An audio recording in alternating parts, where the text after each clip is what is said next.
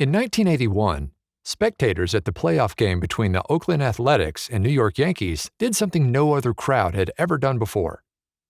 At the direction of Crazy George, the professional cheerleader, they did the wave. Unlike a typical wave, waves like this are metachronal, meaning they're produced by sequential action. Metachronal waves are found almost everywhere, often as a means of transport.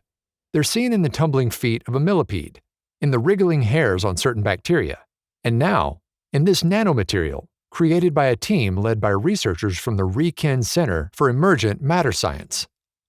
Made of billions of nano-sized plates suspended in water, this material forms metachronal waves that its creators say could lead to new types of microscopic engines.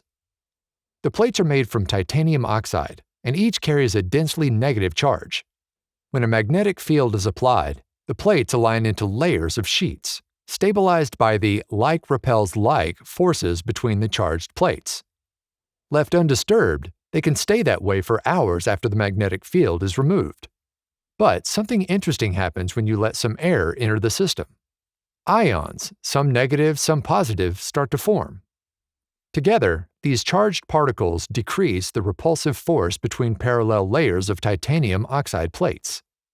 This causes the plates to rotate slightly in position, but not all at once. It starts where the ions first form in the suspension and moves laterally through the layered structure as ions diffuse toward the other end.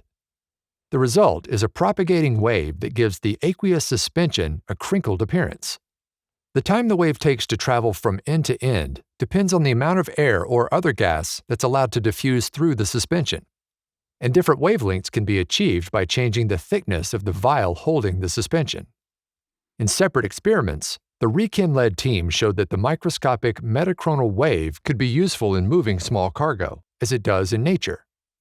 Polymer microparticles were successfully transported by the propagating wave, like a cleated conveyor belt moves goods down a factory line.